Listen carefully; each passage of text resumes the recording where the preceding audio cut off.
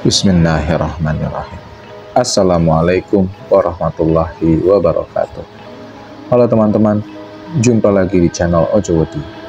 Terima kasih kepada teman-teman yang telah mendengarkan dan telah mensupport channel ini agar channel ini makin berkembang dan bisa diterima oleh khalayak yang lebih ramai. Seperti biasa teman-teman, jika sudah siap, selamat mendengarkan. Kisah kali ini adalah kisah yang aku alami ketika aku masih kecil. Tepatnya ketika aku berumur 9 atau 10 tahun. Jika kalian punya pengalaman masa kecil yang menyenangkan, maka aku lebih tepatnya mengalami masa kecil yang sering menyeramkan. Ketika aku kecil dulu, aku tinggal di sebuah komplek di pinggiran Bekasi dan Jakarta. Komplekku itu bisa dibilang komplek baru ketika itu. Jadi rumah yang sudah dibangun itu jumlahnya belum banyak. Karena rumah yang dibangun itu rata-rata rumah yang sudah dibayarkan DP-nya dan sudah dipesan jauh-jauh hari. Sedangkan rumah yang lain masih dalam tahap proses pembangunan dan rata-rata baru pada galian pondasi. Pada bagian galian pondasi itu kami sering melakukan atau bermain ketika hujan, karena galian pondasi itu cukup dalam sehingga kami bisa jadikan sebagai kolam renang. Namun situasi itu juga membuat kami menjadi berjauhan antara satu tetangga dengan tetangga yang lainnya. Misalnya di RT ku saja, mungkin baru ada sekitar 3 rumah ketika itu. Sedangkan di RT yang lain baru ada 1, 2, atau paling banyak 5 rumah. Namun karena rumah kami sedikit dan masih lowong, akhirnya kami mulai mencari teman-teman sebaya kami ketika itu. Alhasil, aku dan teman-temanku waktu itu berhasil berkumpul dan kami mempunyai sekitar 30-an anak seumuran kami. Kami terbiasa main di halaman depan rumahku. Ya, rumahku itu rumah yang cukup strategis. Karena di depan rumahku itu ada sebuah lapangan dan sebuah masjid. Kami biasa main di situ. Jika waktu libur, kami main dari pagi sampai malam. Jika hari-hari sekolah, kami main dari mulai jam 2 sampai malam. Kebanyakan kami main mainan anak kecil ketika itu. Ya, main bola, benteng, gobak sodor, tak umpet, dan lain-lain. Permainan favorit kami adalah tak umpet menggunakan kaleng, atau kita nyebutnya waktu itu adalah tak kaleng. Ya, jadi cara mainnya adalah satu orang yang jaga itu kita lempar kaleng sejauh mungkin. Nah, ketika yang jaga itu berlari untuk ngambil kaleng dan ditaruh di posisi yang sudah kami tentukan, kami semua harus ngumpet dan berlari secepat mungkin. Jadi proses ngumpetnya itu tidak dihitung 1 sampai dengan berapa gitu ya, tapi menggunakan kaleng. Nah, karena pendeknya proses kami untuk ngumpet itu, kebanyakan sebelum ngumpet itu kami sudah memikirkan di mana kami akan ngumpet. Dan kebanyakan proses ngumpetnya itu tidak jauh-jauh dari lapangan karena waktu yang sangat sedikit. Di sebelah kanan lapangan kami itu terdapat sebuah aliran sungai yang lebarnya sekitar 1,5 sampai dengan 2 meteran. Lalu setelah sungai itu ada jembatan menuju ke perkampungan yang ada di sekeliling komplek kami. Nah, perkampungan itu naik lagi sekitar 3 sampai dengan 6 meter, tergantung posisi tanahnya. Nah, yang di pinggir lapangan kami itu tingginya sekitar 5 meteran dan untuk naik itu kami biasa menggunakan akar-akar yang menjulur keluar. Nah, setelah naik sedikit, kami menemukan kurang lebih 10 meteran tanaman nanas.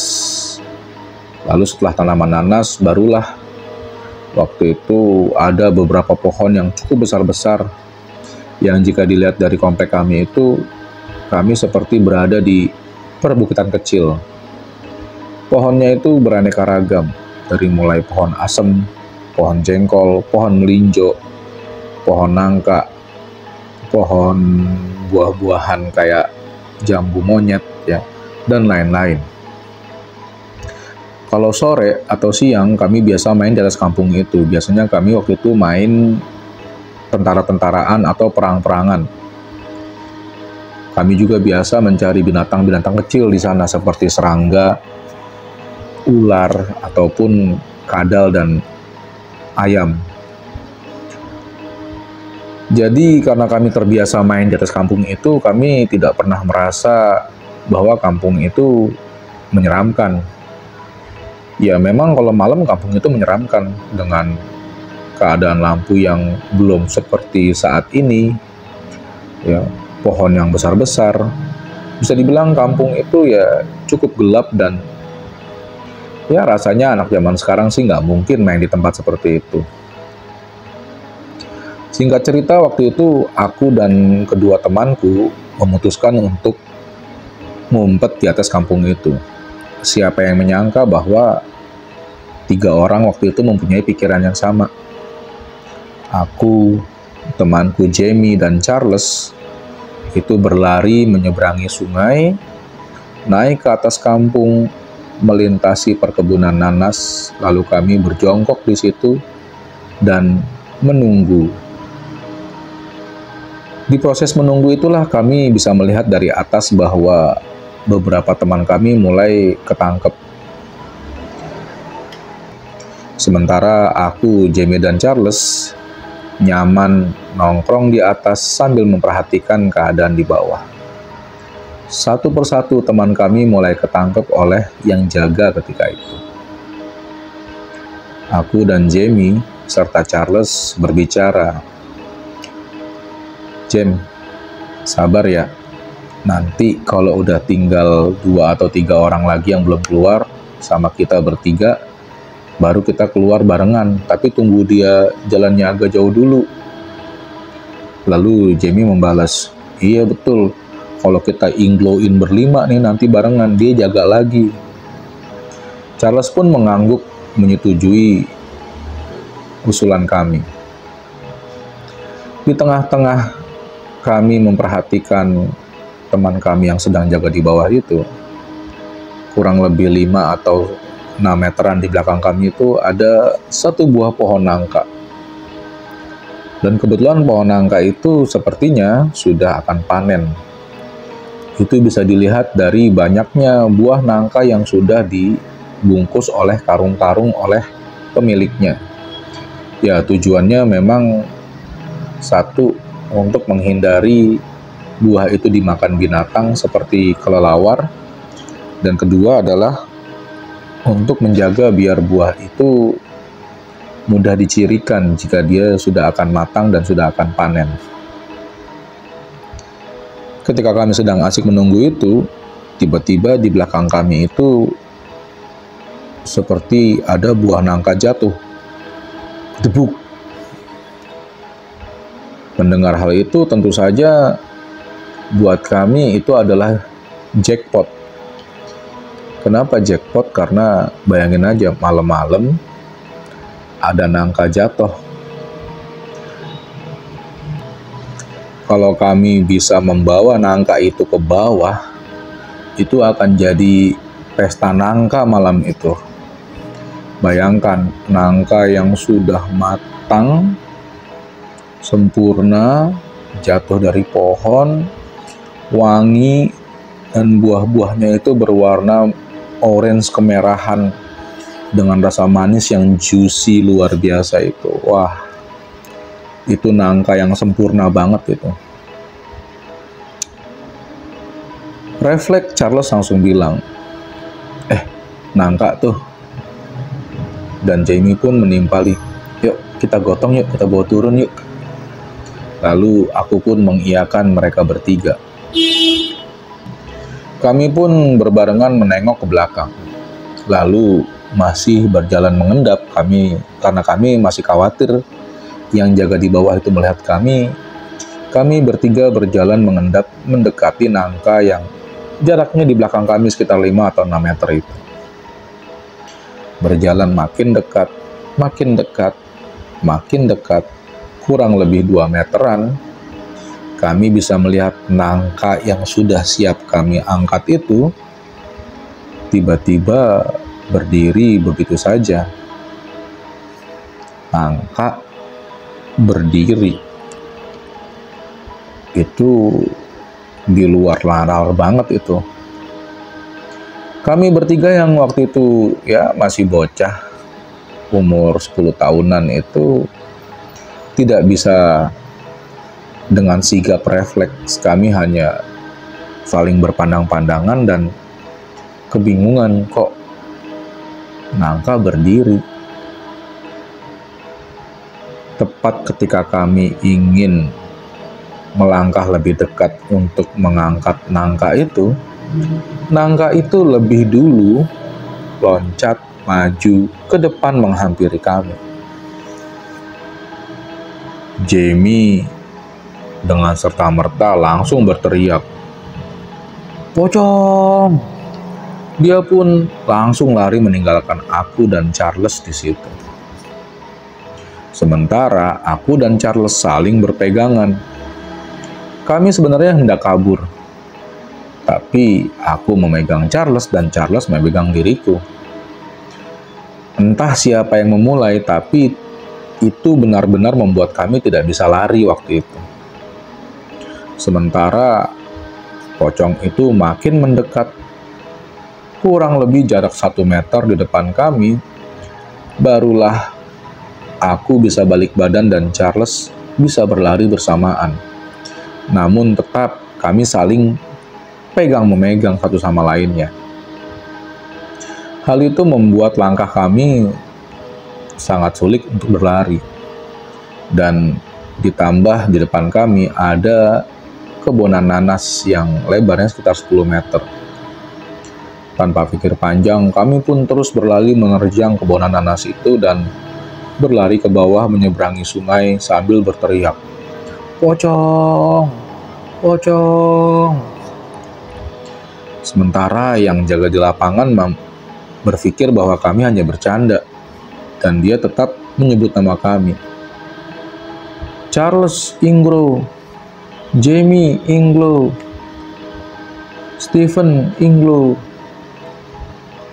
Aku tidak memperdulikan lagi sebutan itu. Aku terus berlari dan aku masuk ke dalam rumahku, dan aku lihat juga Charles dan Jamie pulang ke rumah mereka masing-masing, menyisakan teman-teman kami yang kebingungan di lapangan. Mereka sempat bergumam, mengatakan bahwa kami curang tidak mau meneruskan permainan.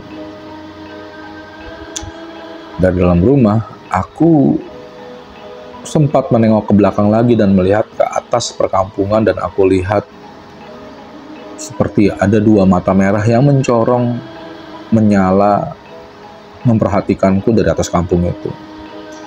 Dengan jarak kurang lebih 50 meteran dari rumahku. Dengan muka pucat dan keringetan, badan kotor, kaki sobek, baret di sana-sini karena kena daun-daun pohon nanas, aku langsung naik ke tempat tidurku selimutan dan menutup kepalaku dengan selimut. Melihat kejadian itu, tentu saja ibuku kebingungan. Lalu dia menghampiriku dan berkata, "Kamu kenapa?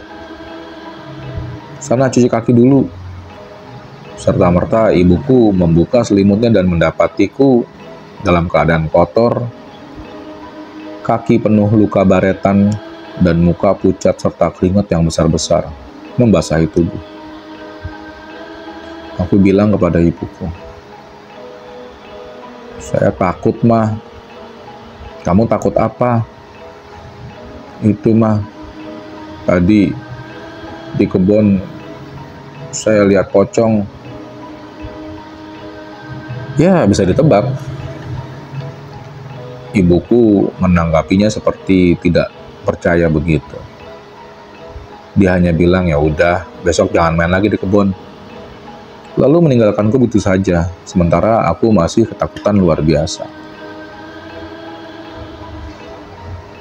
Ya, tinggal di kampung seperti itu atau di komplek, di perkampungan seperti itu memang luar biasa.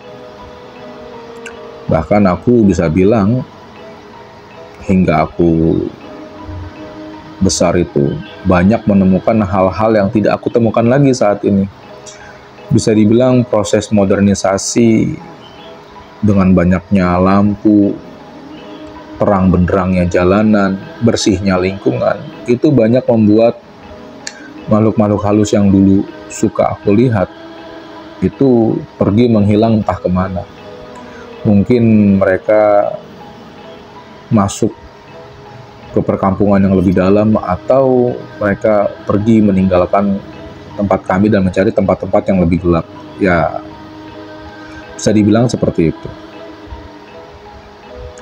Dan itu bukan satu-satunya pengalaman pocong yang aku alami ketika aku kecil.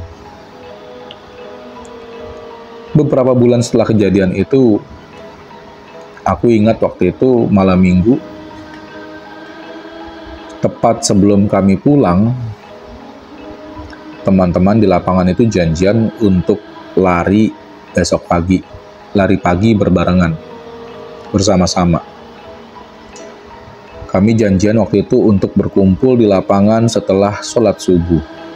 Ya, jadi kalau sholat subuh sekitar jam 4.30-an, nah, kami janjian waktu itu sekitar jam 5 atau jam 5 kurang 10. Ya, keadaan jam 5 kurang 10 itu sebenarnya masih cukup gelap. Semburat cahaya pagi itu belum terlihat di langit, ya. Jadi langitnya masih pekat. Kami janjian sekitar jam 5-an sudah berkumpul semua teman-teman. Lalu kami pun memulai proses lari pagi itu. Lari pagi itu lumayan menyenangkan karena kami sambil berlari kecil, sambil bercanda-canda, tertawa-tawa. Tak terasa ternyata kami berlari ke arah gerbang komplek, ke arah luar perumahan. Jadi di gerbang komplek kami itu ada sebuah area di mana areanya itu tertutup oleh tembok yang terbuat dari batako, dan temboknya itu sudah cukup lama dan agak condong, agak miring. Nah, itu adalah tempat yang cukup terkenal di komplek kami. Mengapa begitu? Karena tempat itu sebenarnya adalah pangkalan becak. Ya, jadi dulu kami kalau dari depan komplek masuk ke dalam komplek, kami menggunakan becak, dan itu jaraknya ada sekitar 1,5 kilo dari depan komplek hingga ke dalam komplek. Jadi naik becak itu lumayan, cukup meringankan perjalanan. Nah, becak itu beroperasi dari subuh sampai dengan malam sekitaran jam 12. Aku ingat dulu kalau misalnya aku pulang pergi dari mana-mana terus naik angkot sampai depan komplek jam 7 malam, itu biasanya becak tinggal 2 atau 3 buah saja yang ada di situ. Kenapa tidak banyak becak yang mangkal di situ? Jadi becak yang mangkal situ bisa dibilang cuman tukang becak yang pemberani-pemberani aja. Karena di balik pangkalan becak itu, tanah yang tertutup tembok dari batako yang miring itu ada sebuah pohon asem yang cukup besar. Yang kalau misalnya pohonnya itu dipegang sama 2 orang, diameternya itu masih belum tercover semuanya, jadi cukup besar pohonnya itu. Tapi yang aneh dari tempat itu adalah dari tempat itu selalu tercium bau anyir darah yang cukup kencang. Dan sampai sekarang pun masih nggak tahu itu dari mana baunya dan apa penyebabnya. Dan itu biasanya selalu muncul setelah maghrib. Terus hingga pagi, lalu paginya baru nggak ada lagi. Terus seperti itu. Pagi itu ketika kami tiba di tempat itu, di mana kondisinya masih gelap dan bau anyirnya masih tercium, kami bisa melihat bahwa di antara sela-sela gerbang yang menutup area itu ada seseorang yang sedang tidur di balik. Dan kami bisa lihat dia sepertinya menutupi seluruh tubuhnya dengan sarung berwarna putih. Entah dari mana, tiba-tiba ada saja yang mengidekan untuk melakukan keisengan. Dan kami pun mengiyakan keisengan itu. Keisengan itu adalah kami serentak mengambil batu dan menimpuk orang yang lagi tidur itu lalu kabur. Namun ketika kami timpuk, orang itu tiba-tiba menghilang dari tempat tidurnya. Ketika kami sedang kebingungan mencari di mana orangnya, tiba-tiba saja orang itu sudah ada di antara kami, dan ternyata itu bukan orang yang tidur dengan sarung, tapi itu adalah sesosok pocong yang tengah berdiri tepat di antara kami. Entah siapa yang berteriak pertama, namun begitu teriakan itu terdengar, kami semua tercerai-berai berlarian entah ke arah mana.